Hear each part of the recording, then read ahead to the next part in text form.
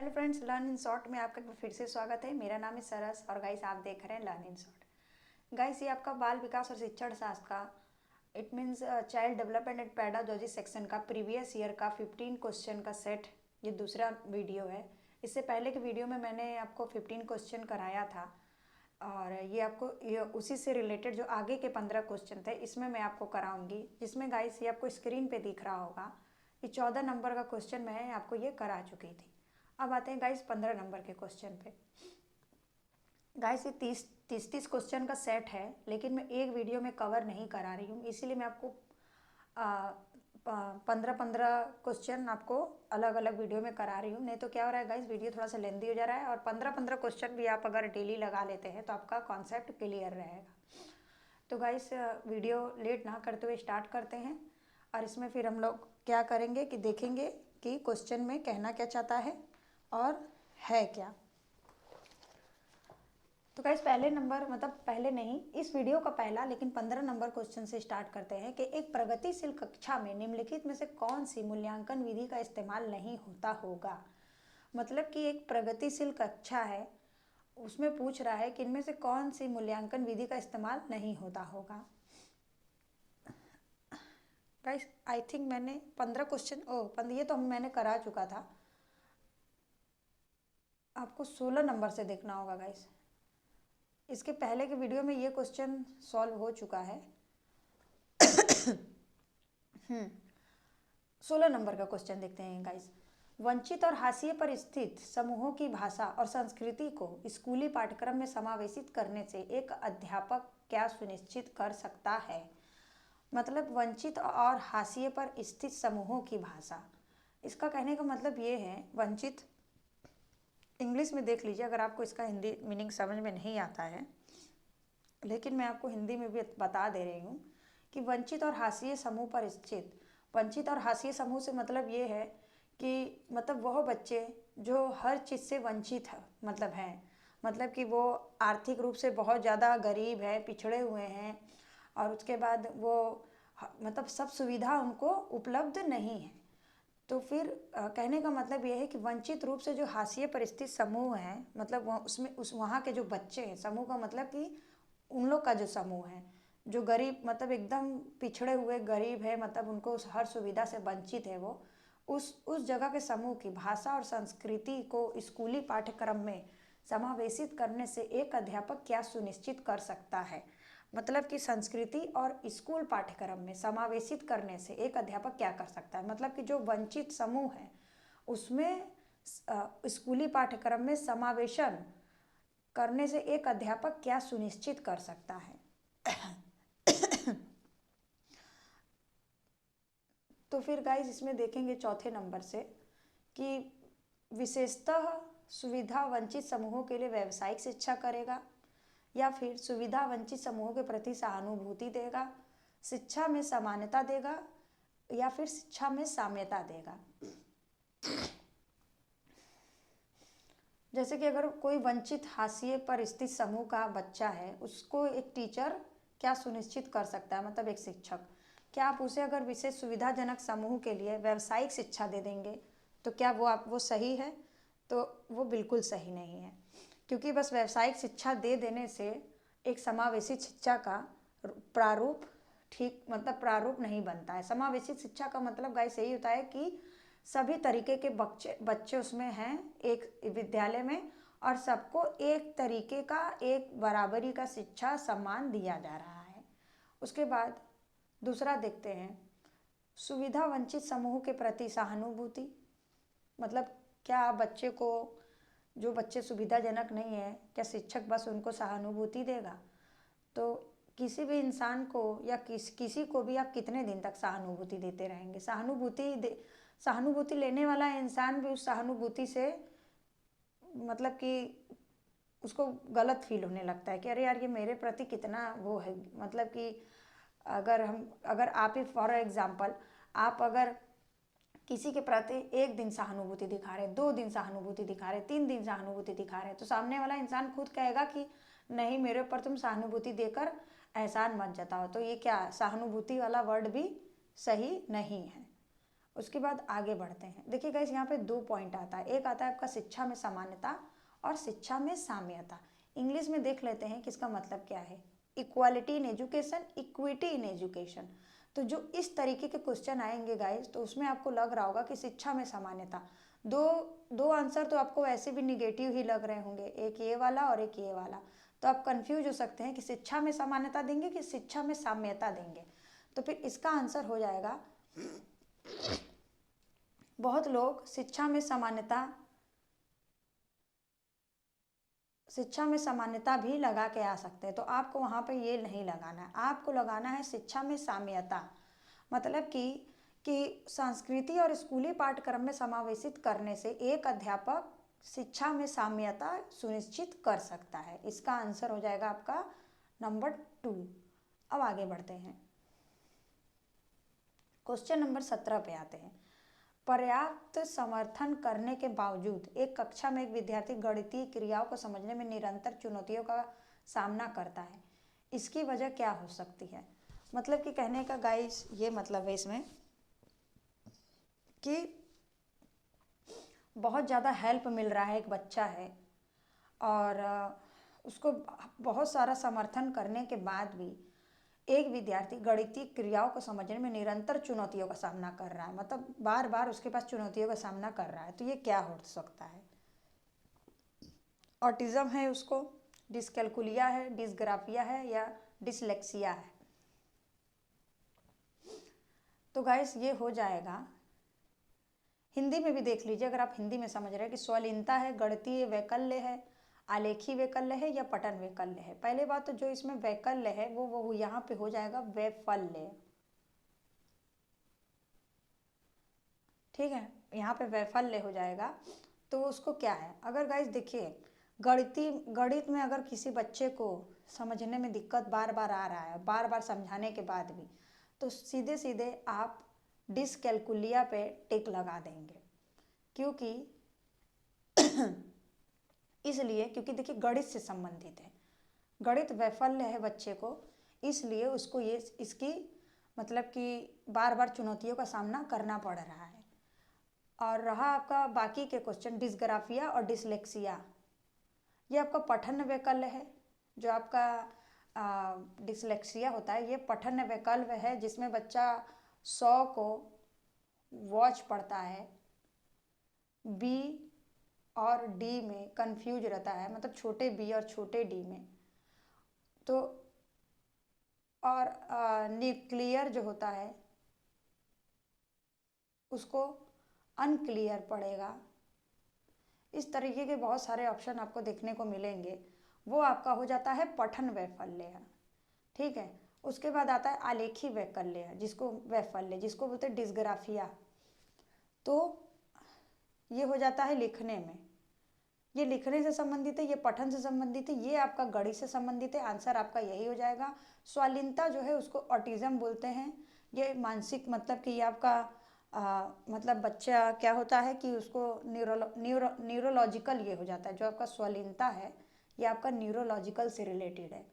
इसमें बच्चा क्या करता है कि बच्चा बहुत ज़्यादा हाइपर हो जाता है, हाइपर एक्टिविटी करता है और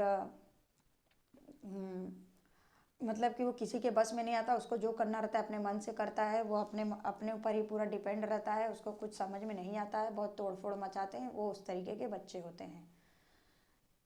आजकल गाइस ये स्वालीनता जो है आपका ऑटिज्म, ये बहुत ज़्यादा ही मतलब बच्चों में पाया जा रहा है। ये जन्म से भी होता है ज़्यादातर, जिससे क्या होते हैं कि बहुत ज़्यादा प्रॉब्लम का सामना करना पड़ता है। उसके बाद आते हैं 18 नंबर पे। 18 नंबर पे है कि एक समावेशी संस्था में एक सर्ववादी शिक्षार्थी की शिक्षा हेतु निम्नलिखित में कौन सी रणनीति प्रभावी नहीं होगी। मतलब एक समावेशी संस्था है, समावेशी संस्था का मतलब गाइस देखिए समावेशन से ही रिलेटेड बहुत सारे क्वेश्चन बनते हैं। आप ये ध्यान दीजिएगा, नॉट बी लिखा है इंक्लूसिव एजुकेशन। इंक्लूसिव एजुकेशन मतलब कि समान एक संस्था है, उसमें सबको समान हक प्राप्त है, तो वो हो जाएगा आपका इंक्लूसिव इंस्टीट्यूशन। नॉट भी लिखा है, उस पर आपको ध्यान देना होगा, हिंदी में आप ध्यान दीजिए कि प्रभावी नहीं होगी। एक समावेशी संस्था है जिसमें श्रव्य बाधित है। श्रव्य बाधित का मतलब कि सुनने में दिक्कत है विद्यार्थियों को। तो ये कौन सी रणनीति अपनाएंगे जो सुनने मतलब जो बच्चा सुन नहीं सकता है उसको ये प्रभावित नहीं करेगा या प्रभावित नहीं होगा। सॉरी, 18 नंबर का आपका क्वेश्चन है। तो देखिए, अगर देखिए आप वीडियो चलचित्र के प्रदर्शन में उपशीर्षकों का इस्तेमाल करेंगे, मतलब वीडियो चल रहा है और उसमें चलचित्र है का प्रदर्शन हो रहा है, तो ये श्रव्य बाधित के लिए तो अच्छी बात है कि ये तो अच्छी बात है, ये प्रभावी रहेगी कि अगर मैं मतलब बच्चा सुन नहीं सकता है तो वो देख कर समझेगा। ठीक है। उसके बाद है कि पढ़ाते हुए अभिव्यक्तिक शारीरिक गतिविधियों का संकेतों देकर, मतलब कि टीचर पढ़ा रहा है और अपने शरीर से मतलब हाथ पैर को सिर को हिला हिला के गतिविधि कर रहा है और संकेत दे रहा है, तो इससे श्रव्य बाधित बच्चा जो है वो समझ सकता है। और देखिए, मौखिक संप्रेषण के साथ साथ शाब्दिक चित्रित संप्रेषण का इस्तेमाल करके, मतलब कि बोल तो रहा है तो वो जो बच्चे सुन सकते हैं उनके लिए तो अच्छा है, लेकिन जो श्रव्य बाधित बच्चे हैं उनके लिए चित्रण संप्रेषण करेगा, मतलब चित्र दिखाएगा, शाब्दिक चित्र दिखाएगा, संप्रेषण का इस्तेमाल करेगा। तो उससे क्या होगा कि बच्चे को ये भी सूटेबल है। तो हम लोग देखते हैं कि ये ऊपर से लेके 3 तक ये पॉजिटिव बातें हैं। ठीक है। आते हैं चौथे में, संप्रेषण हेतु मुख्यतः मौखिक माध्यम पर ही आश्रित रहना। तो ये आपका आंसर हो जाएगा, क्योंकि क्या पूछा था, नहीं होगा।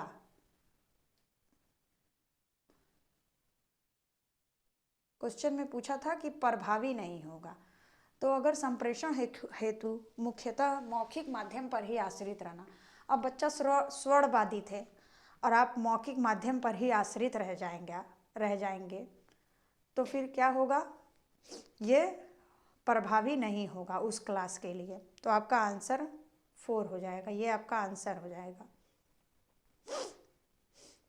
उसके बाद आते हैं 19 नंबर पे। निम्नलिखित में से किस कक्षाई प्रक्रिया का विश्लेषण किसी अध्यापक के वंचित समूहों के प्रति गणित व गुण पूर्वाग्रह को उजागर कर सकता है? मतलब कहने का मतलब ये है कि निम्नलिखित में से किस कक्षाई प्रक्रिया का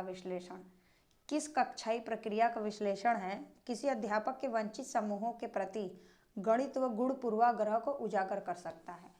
मतलब गाइस, अभी जो मैंने आपको ऊपर बताया था कि वंचित समूह जो मतलब कि एकदम वंचित समूह है, जिनमें जो बच्चों को किसी प्रकार की सुविधा नहीं मिल रही हो, हर चीज़ से वंचित है, तो उसमें क्या बता रहा है कि उनके प्रति गणित गुण पूर्वाग्रह को उजागर कर सकता है।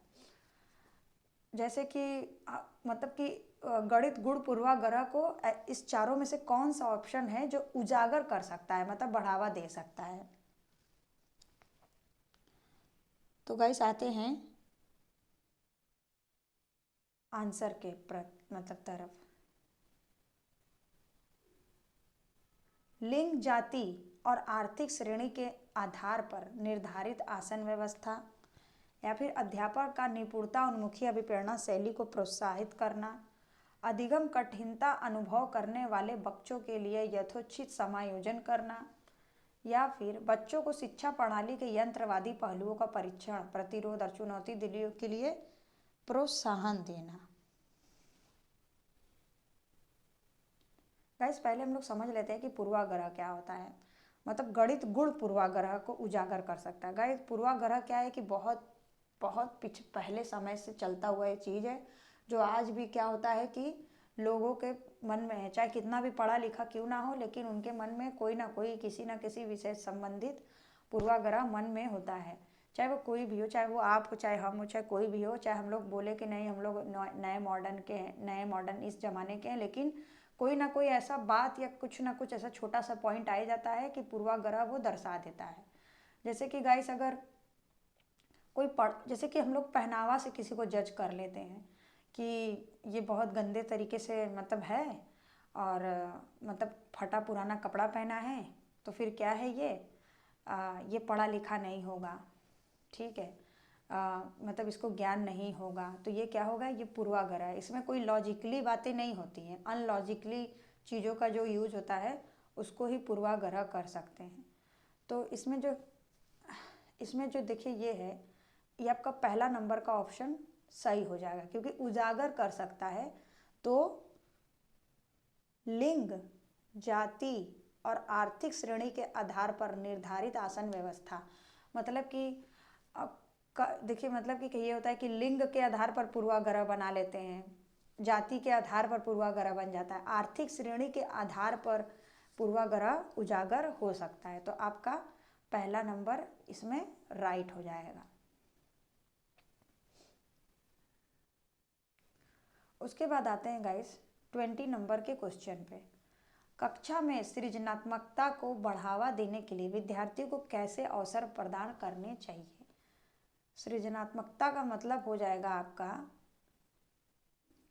Creativity in a classroom can be encouraged by the providing opportunity for student to, मतलब कि क्लास में कुछ मतलब अलग करने के लिए, मतलब क्रिएट करने के लिए कि बच्चे कुछ अलग सीखें, सृजनात्मकता को बढ़ावा दें, तो विद्यार्थियों को एक टीचर होने के नाते कैसे अवसर प्रदान करना चाहिए बच्चों को।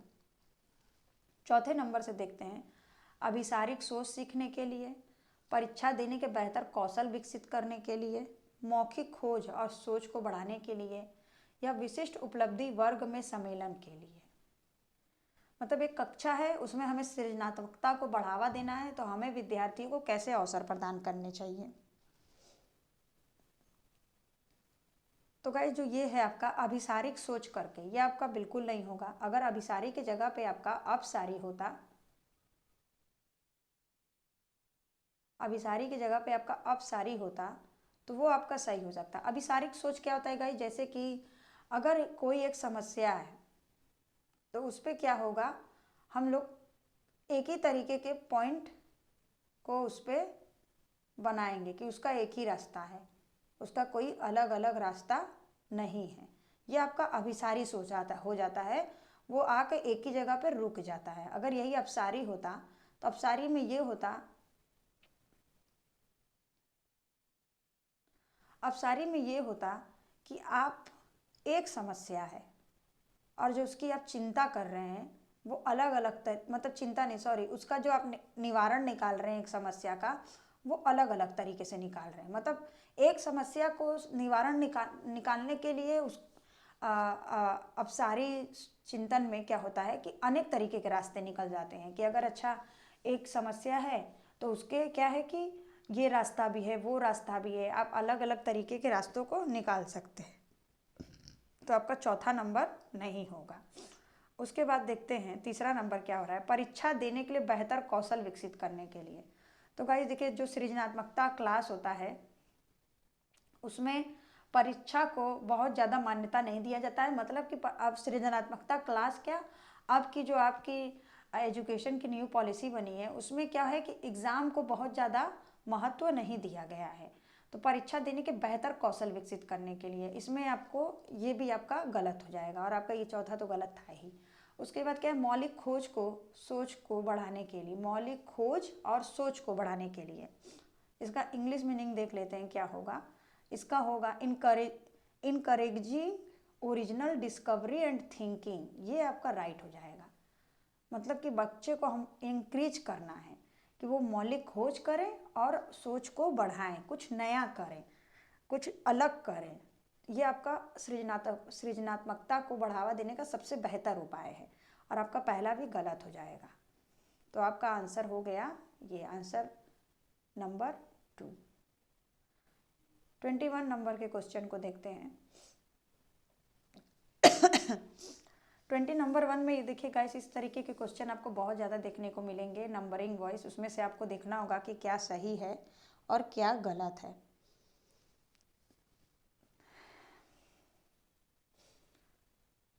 देखिए पूछ रहा है कि एक संरचनात्मक कक्षा में बच्चों की संज्ञानात्मकता सहभागिता को किस प्रकार सुसाधित किया जा सकता है।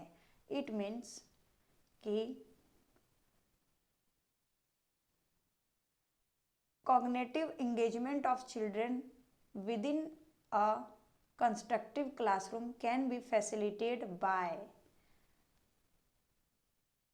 तो क्या बच्चों के वार्तालाप द्वारा, ये आपका बात बिल्कुल सही है। बच्चा बोलेगा तो उससे ज़्यादा उसमें सहभागिता को सुसाजित कर सकता है, तो ये आपका पॉइंट बिल्कुल सही है। उसके बाद है अध्यापक के संवेगों द्वारा, ये बात भी बिल्कुल सही है। अध्यापक का संवेग हो चाहे बालक का संवेग हो, संवेग क्या होता है कि अधिगम के लिए संवेग बहुत ही जरूरी होता है। बच्चों के सकारात्मक परस्पर संबंधों द्वारा, ये बात भी आपका बिल्कुल सही है कि बच्चों का जो सकारात्मक मतलब पॉजिटिव एक दूसरे पे परस्पर संबंध होता है, मतलब कि जो बच्चे अपने ग्रुप में रहते हैं अपने पीयर के साथ, मतलब जो उनके क्लासमेट्स होते हैं या अपने फ्रेंड्स होते हैं, उनके जो आपस में संबंध होते हैं, उससे क्या होता है कि संज्ञानात्मक सहभागिता को और सुशासित किया जा सकता है। और उसके बाद ये चौथा नंबर पे देखिए, बाह्य रूप से अधरोपित अनुशासन द्वारा, ये तो आपका तुरंत ही निगेटिव आ गया, आप तुरंत इसको हटा दीजिए। इसलिए निगेटिव आ गया क्योंकि अनुशासन, रटना, थोपना, ये सारी चीज़ें निगेटिव पॉइंट ऑलरेडी है। नई शिक्षा नीति के अकॉर्डिंग हमें बच्चों को ना मारना है, ना डांटना है, ना डराना है, ना आग दिखाना है, ना कुछ अनुशासन बनाना है, ये सब कुछ करना नहीं है। बस हमें उन लोग बच्चों को उनके संज्ञान को बढ़ाने के लिए हमें बस ऐसी सहभागिता बनानी है जिससे क्या हो कि बच्चा मतलब पारस्परिक संबंधों द्वारा ज़्यादा सीखे, बातचीत द्वारा ज़्यादा सीखे। एकदम बच्चों को इंडिपेंडेंट छोड़ देना है, जिससे क्या है कि बच्चे आपसी सहभागिता द्वारा सीखे। तो पहला दूसरा तीसरा आपका सही था, तो आप ये देख सकते हैं पहला दूसरा तीसरा ये आपका सही हो जाएगा। उसके बाद आते हैं क्वेश्चन नंबर 22 में। 22 कह रहा है कि बच्चों की असफलता अक्सर विद्यालय की असफलता होती है। निम्नलिखित में से कौन सा कथन इस वाक्य का समर्थन करता है? कहने का मतलब ये है कि अगर बच्चा असफल है तो वो विद्यालय की असफलता होगी। जो नीचे 4 ऑप्शन दिए हुए हैं वो किस बात का इस पे समर्थन हो रहा है। चौथे नंबर से देख लेते हैं कि बच्चे योग्यता की कमी और निम्न बुद्धि लब्धि की वजह से असफल होते हैं। तो ये बात आपका बिल्कुल गलत है।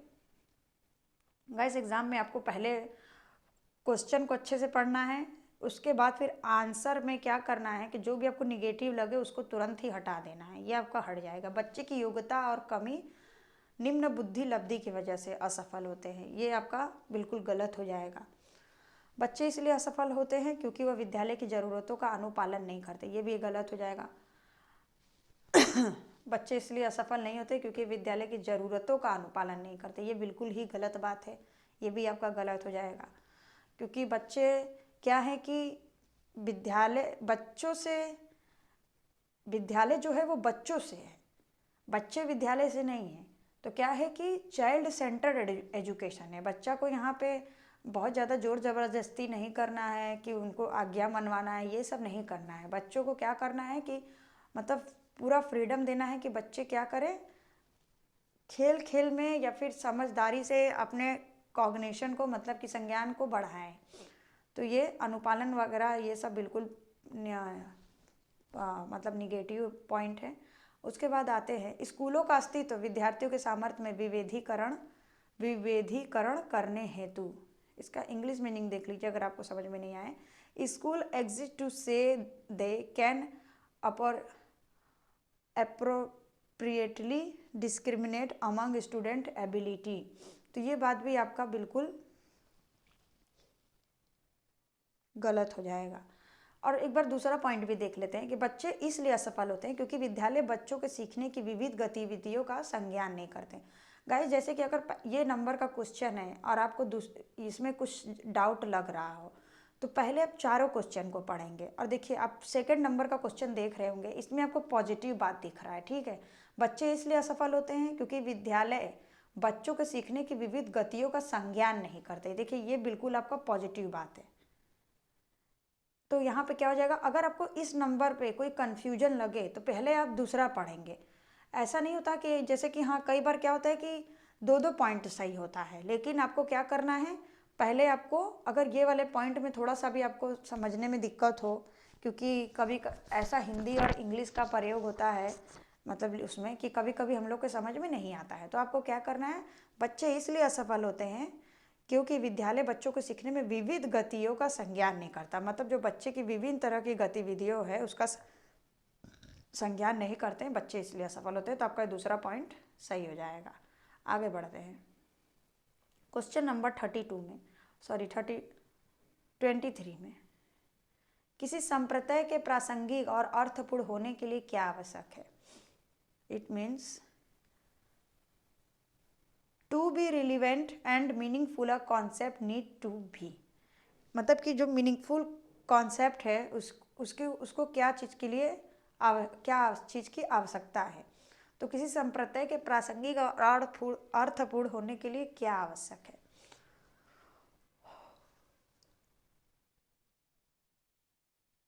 उपयुक्त परिभाषा द्वारा पढ़ाया जाना, बच्चे के जीवन संबंधित सामाजिक परिप्रेक्ष्य से जोड़कर पढ़ाना। उसके बाद फिर पाठ्य पुस्तकों से बच्चों को कॉपी में जो का त्यों लिखवा देना, अच्छे से रट लेना ताकि विद्यार्थी प्रतियोगिताओं में हिस्सा ले पाए। चौथे नंबर से देखते हैं। पहली बात तो देखिए गाइस, इसमें आ गया आपका रट लेना। ये तुरंत ही क्या हो गया, आपका निगेटिव पॉइंट हो गया। इसको आप तो पहले ही काट देंगे, रट लेना देखते ही, बाकी आपको आगे कुछ पढ़ना ही नहीं है। उसके बाद देखिए साफ साफ इसमें देखिए निगेटिव कितनी बातें दिख रही है। फिर पाठ्य पुस्तक से बच्चों की कॉपी ज्यों का त्यों करा देना, मतलब कॉपी पेस्ट करा देना, बुक से देखना और उसको फिर क्या करना, पेस्ट करा देना। तो ऐसा तो नहीं है कि बच्चा आएगा और आप उसे क्या करेंगे कि पाठ्य पुस्तक से बच्चों को कॉपी करा देंगे ज्यों का त्यों। तो ये आपका तुरंत ही दोनों गलत हो गया। उसके बाद क्या है कि उपर्युक्त परिभाषा द्वारा पढ़ाया जाना, परिभाषा द्वारा पढ़ाया जाना भी ये आपका पॉजिटिव सेंस में नहीं आता है। तो सीधे क्या करना है आपको, दूसरे पे मतलब आँख बंद करके टिक कर देना है कि बच्चे के जीवन संबंधित सामाजिक परिप्रेक्ष्य से जोड़कर पढ़ाना। मतलब क्या है कि बच्चों को आप आसपास से और उससे संबंधित जो समाज में हो रहा है, मतलब जो उसके आसपास हो रहा है, उसके घर में हो रहा है, वही तो समाज है ना उसका। समाज क्या है, सामाजिक संबंधों का जाल है। 4 व्यक्ति जहाँ हैं वहाँ समाज बन गया। तो फिर क्या है कि बच्चे के जीवन संबंधित सामाजिक परिप्रेक्ष्य से जोड़कर पढ़ाना, मतलब जो बच्चों का जीवन चल रहा है, बच्चे का जीवन कहाँ तक सीमित होता है, परिवार तक और स्कूल तक और 4 दोस्तों तक। तो फिर क्या है कि उन्हीं से संबंधित करके आप उस बच्चों को वही एग्जाम्पल देंगे जो उसके जीवन में घटित होता है। तो फिर क्या, जैसे कि अगर आप किसी बच्चे को कोई वर्ड मीनिंग बता रहे हैं, ठीक है, जैसे कि आप उसे बता रहे हैं कि बेटा आउटसाइड का स्पेलिंग बताओ, उसका मीनिंग बताओ, स्पेलिंग नहीं। उसके बाद फिर आप अगर कंटिन्यू का स्पेलिंग बताओ। एक आप कक्षा 3 के बच्चे को कोई वर्ड मीनिंग सिखा रहे हैं, तो आप उसे क्या करेंगे कि अच्छा बताओ इसका मीनिंग क्या होता है। तो नॉर्मली में उसको याद नहीं होगा, लेकिन आप उसके जीवन से जोड़ देंगे कि तुम बेटा अभी कहाँ हो, अभी आउटसाइड हो कि इनसाइड हो। मतलब अगर एक बच्चा है और उसे छोटे छोटे मीनिंग का मतलब मीनिंग, इंग्लिश का मीनिंग पता नहीं है, तो आप उसके जीवन से जोड़ देंगे कि तुम अभी अंदर हो कि बाहर हो। तो खुद वो कहेगा कि मैं अभी अंदर हूँ, तो उसका क्या बताएंगे कि बेटा तुम इनसाइड हो। तो उसको वो चीज़ें क्या होगा कि तुरंत में याद हो जाएगा, बार बार आपको बताना नहीं पड़ेगा। और आप ऐसे ही मीनिंग सिखा सकते हैं, गणित भी पढ़ा सकते हैं, ऐसे सारे विषय को आप जोड़ तोड़ के पढ़ा सकते हैं। बच्चा क्या होता है कि अपने घर के एग्जाम्पल से, स्कूल के एग्जाम्पल से बहुत अच्छे तरीके से सीख जाता है। तो ये आपका दूसरा नंबर सही हो जाएगा। उसके बाद फिर आगे बढ़ते हैं नंबर 24। एक कक्षा में बच्चों की असफलता के भय को दूर करना क्यों जरूरी है? मतलब कि एक कक्षा में बच्चों के अंदर असफल होने का भय है और उसको दूर करना क्यों जरूरी है? पहली बात तो बच्चों के अंदर भय डालना ही नहीं है कि उनके अंदर भय उत्पन्न हो। लेकिन अगर वैसे तो इस डालने मतलब टीचर को तो भय नहीं डालना है असफल होने का कि नहीं तुम ऐसा नहीं करोगे तो तुम फेल हो जाओगे। लेकिन क्या होता है फिर भी कोई ना कोई भय बना रहता है। तो उसमें आप क्या करेंगे, एक कक्षा में अध्यापक बच्चों के भय को संभाल नहीं सकता। 24। उसके बाद क्या है कि विद्यालय बच्चों के भावात्मक जीवन की जिम्मेदारी नहीं ले सकता। असफलता और त्रुटियां बच्चे के अधिगम का स्वाभाविक हिस्सा है। भय का एहसास करने वाले बच्चे विकासात्मक रूप से विफल होते हैं। तो इसमें बोल रहा है पहला नंबर में कि एक कक्षा में अध्यापक बच्चों के भय को संभाल नहीं सकता। पहली बात तो टीचर एक अध्यापक को भय उत्पन्न ही नहीं करना है, तो संभालने की नौबत ही नहीं आए। तो बच्चे का भय संभाल नहीं सकता, ये बिल्कुल गलत बात है। ऐसा नहीं है। एक शिक्षक को बच्चे को ऐसे संभालना रहता है कि उसके चारों तरफ बस भय ही नहीं, जितने टाइम वो बच्चों के साथ रह रहे हैं बच्चों को ऐसा फील कराए कि बच्चों के साथ वो एकदम फ्रेंडली हैं, तो बच्चों को भय ही नहीं होगा। ठीक है, उसके बाद आगे बढ़ते हैं कि विद्यालय बच्चों के भावात्मक जीवन की जिम्मेदारी नहीं ले सकता है। मतलब जो विद्यालय है और शिक्षक है, वो बच्चों का जो भावात्मक जीवन है उसकी जिम्मेदारी विद्यालय नहीं ले सकता। तो ये बिल्कुल गलत बात है। ऐसा बात नहीं है कि आप भावात्मक जीवन का जिम्मेदार नहीं लेंगे। क्यों नहीं लेंगे? एक विद्यालय और एक शिक्षक होने के नाते बच्चों को आपको संज्ञानात्मक, भावात्मक, कोई भी ऐसा हो, चाहे वो पारिवारिक, सामाजिक, आपको सब तरीके से बच्चों को जानना है आपको। कि कभी कोई बच्चा रो रहा है या उदास है तो आप उस जानने का एक शिक्षक को ही जिम्मेदार है, या फिर वो विद्यालय ही जिम्मेदार है कि क्या दिक्कत है, क्या परेशानी है, ये शिक्षक को जानना जरूरी है।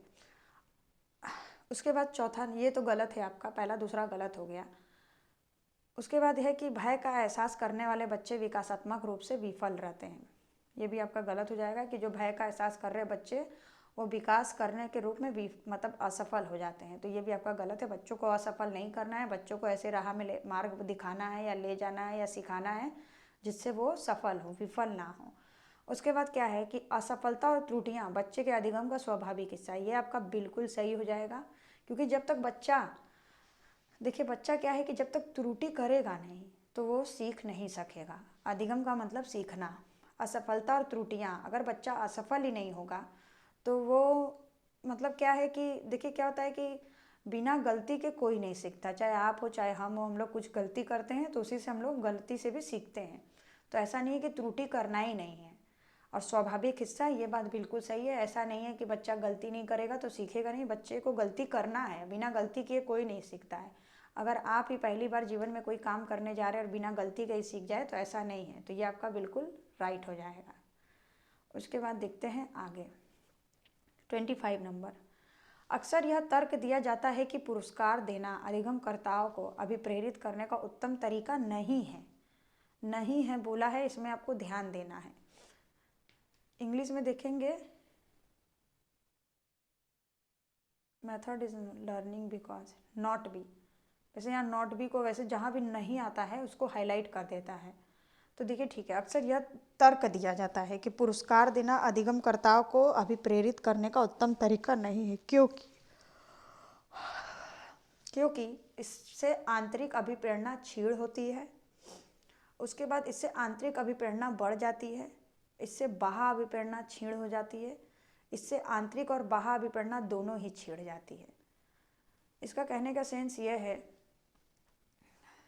कि पुरस्कार देना उत्तम तरीका नहीं है अधिगमकर्ताओं को अभिप्रेरित करने के लिए। ये बात बिल्कुल सही है, क्योंकि अगर आप किसी बच्चे को कुछ भी मतलब बच्चे का टेस्ट ले रहे हैं और आप बोल दें कि अगर तुम ये टेस्ट अच्छे से दे दोगे और याद अच्छे से करके आओगे, या फिर कुछ भी ऐसा एग्जाम्पल कि मतलब कोई घर में ही आपके अगर बच्चा है और आप उससे कहें कि एक गिलास पानी ला के दे दो, मैं तुम्हें टॉफ़ी दूंगा, तो फिर क्या करेगा बच्चा? एक दिन ला के देगा पुरस्कार के विषय में। या फिर चलिए किसी स्कूल का ही ले लेते हैं कि अगर बच्चे को बोला जाए कि अगर इस एग्ज़ाम में जो अच्छा नंबर लाएगा उसको पुरस्कार दिया जाएगा, तो क्या होगा? बच्चा सिर्फ पुरस्कार के लिए सीख रहा है, या उसका नाम हो पूरे क्लास में इसलिए वो सीख रहा है।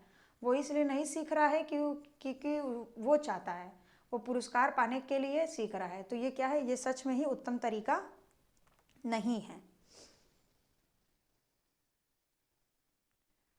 तो इसका आपका सीधे सीधे पहला नंबर सही हो जाएगा। बाकी के पॉइंट को डिस्कशन करने का कोई मतलब नहीं है।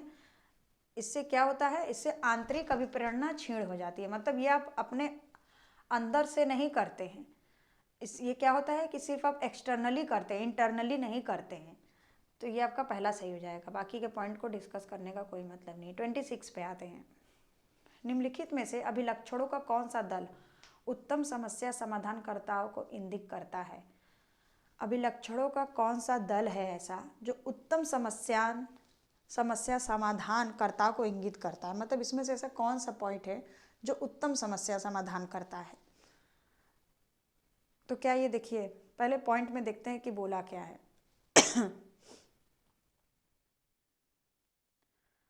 देखिए पहली बात तो ये आपका गलत हो जाएगा। अभिसारी चिंतन दिखते ही आपको क्या करना है, पॉइंट को काट देना है, क्योंकि अभिसारी चिंतन जो है वो उत्तम सृजनात्मकता नहीं, उत्तम समस्या समाधानकर्ता का मतलब कोई भी एक अगर एक समस्या और उसका आपको समाधान करना है तो अभिसारी चिंतन आपका उत्तम नहीं है। उसके बाद देखते हैं क्या और बोला गया है। अपसारी चिंतन क्रियात्मक जड़ता और प्रतिक्रियात्मक अनियमितता। तो इसमें आपका क्रियात्मक जड़ता पॉजिटिव नहीं है। देखिए आते हैं,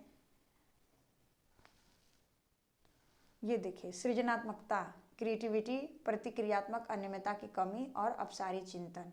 अपसारी आ गया, ये पॉजिटिव है आपका, सृजनात्मकता ये पॉजिटिव है। और आपका प्रतिक्रियात्मक अनियमितता की कमी, इसको देख लेते हैं सबको इंग्लिश में क्या कहते हैं। देखिए creativity, lack of response set और डाइवर्गेंट थिंकिंग, ये आपके देखिए पॉजिटिव सेंस में। अब सारी चिंतन जहाँ भी हो ये आपका पॉजिटिव आएगा होगा, तो इसमें आपका पहला नंबर सही हो जाएगा।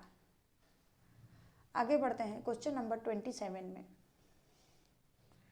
शिक्षिका के विद्यार्थियों की खासकर सुविधा जनित वंचित वर्ग के, मतलब जो सुविधा से वंचित वर्ग के बालक हैं, तो क्या है, शिक्षिका के विद्यार्थियों की असफलता एवं सफलता के बारे में विचार अक्सर उनके सीखने व अभिप्रेरणा को प्रभावित करते हैं। इस संदर्भ में निम्नलिखित में से कौन सा कथन सही है। मतलब कहने का मतलब यह है कि शिक्षिका के विद्यार्थियों की, मतलब एक शिक्षिका या शिक्षक जो भी है, उनके विद्यार्थियों की सफलता और असफलता के बारे में विचार अक्सर उनके सीखने व विप्रेरणा को प्रभावित करता है। इस संदर्भ में कौन सा कथन सही है। 4 ऑप्शनों में से देख लेते हैं कि इसमें से क्या कहने का सेंस निकल रहा है। देखिए शिक्षक को ऐसे विद्यार्थियों को हर हालात में असफलता से बचने के लिए रणनीतियों में परीक्षण देना चाहिए, या फिर शिक्षक को बच्चों को प्रतिस्पर्धा करने व एक दूसरे से बेहतर करने के लिए प्रोत्साहित करना चाहिए। शिक्षक को कक्षा में बच्चों को स्वायत्ता पर काबू रखना चाहिए। शिक्षक की अपेक्षाएं बच्चों के सीखने को बेहद प्रभावित करती हैं।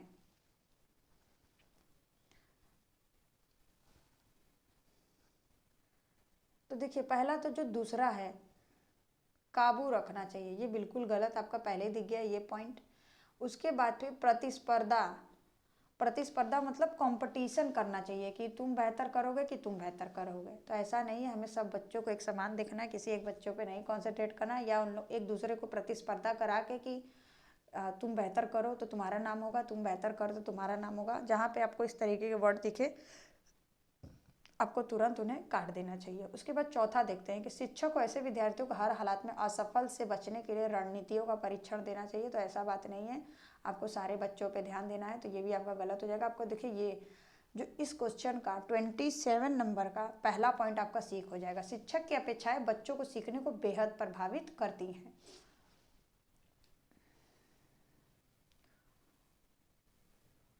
उसके बाद आते हैं क्वेश्चन नंबर 28 में। किसी कक्षा में सकारात्मक रूप से सीखने का वातावरण किस प्रकार सुनिश्चित कर सकते हैं। शिक्षिका कक्षा में, मतलब एक शिक्षिका है वो कक्षा में पॉजिटिव रूप से सिखाने का वातावरण किस प्रकार सुनिश्चित कर सकती है।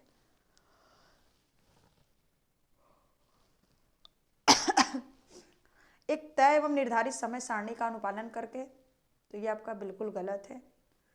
आपको कोई मतलब समय सारणी नहीं बनाना है, मतलब समय सारणी का मतलब टाइम टेबल की एकदम टाइम के अकॉर्डिंग बच्चों को क्लास में पढ़ाना है, ऐसा नहीं होता है। अगर हम कोई एक अच्छा टॉपिक सिखा रहे हैं तो हम लोग उसमें थोड़ा टाइम और ले सकते हैं, ऐसा नहीं है कि बीच में छोड़ देंगे, उससे बच्चे को क्या होगा कि ज्ञान अधूरा रह जाएगा। तो ये आपका बिल्कुल गलत है। उसके बाद क्या है कि पुरस्कार एवं सज्जा का प्रयोग कर बच्चों को अनुशासित भी नहीं रखना है, ये सज्जा का नहीं, पुरस्कार एवं सजा का प्रयोग कर, ये भी नहीं करना है। पुरस्कार और दंड दोनों वर्ड ही आपके निगेटिव हैं, और इसमें अनुशासित भी डाल दिया है, तो आपका ये तीनों गलत हो जाएगा। उसके बाद देखते हैं कि क्वेश्चन पॉइंट नंबर 4 क्या कहता है। बच्चों के अक्षमता के आधार पर उनका विभेदीकरण करके अलग अलग समूह बनाकर, ये भी बिल्कुल गलत है। विभेदीकरण बच्चों का नहीं करना चाहिए। जहाँ भी देखिएगा इस आपको अनुशासन, विभेदीकरण, पुरस्कार, सजा, ये सारे वर्ड पहले ही निगेटिव। आपको पॉइंट पढ़ना ही, मतलब आपको जो नंबरिंग है उसमें पढ़ना ही नहीं है। जहाँ पे ऐसे पॉइंट देखे तुरंत काट दीजिए। उसके बाद देखिए तीसरा क्या नंबर कह रहा है, बच्चों के संवेगों को सीखने की प्रक्रिया का हिस्सा बनाकर। ये बात बिल्कुल सही है। जो संवेग होता है, चाहे वो टीचर का संवेग हो, मतलब संवेग मीन्स इमोशंस, या फिर बच्चे का संवेग हो, ये सीखने में आपका बहुत मदद करेगा। अधिगम के लिए संवेग बहुत अच्छा ही, मतलब संवेग का उपयोग बहुत अच्छा ही है। तो ये आपका तीसरा नंबर राइट हो जाएगा। उसके बाद आते हैं आज का सेकंड लास्ट क्वेश्चन जो है, क्या एक शिक्षक को कक्षा में एक सत्ताधारी व्यक्ति के रूप में देखा जाना चाहिए जिसे कोई चुनौती ना दे सके? क्वेश्चन का मीनिंग देखिए कि क्या कहना चाह रहा है कि क्या एक शिक्षक है, उसको सत्ताधारी व्यक्ति के रूप में देखना चाहिए जिसे कोई चुनौती ना दे सके। मतलब कि टीचर अगर कुछ पढ़ा रहा है तो इस तरीके का टीचर माहौल क्रिएट किया है कि बच्चा कुछ बोल ही ना सके। अब बोल दे तो टीचर तुरंत डांट दे कि चुप रहो, तुम गलत बोल रहे हो, या तुम्हें बोलना नहीं था, बीच में टोकना नहीं था।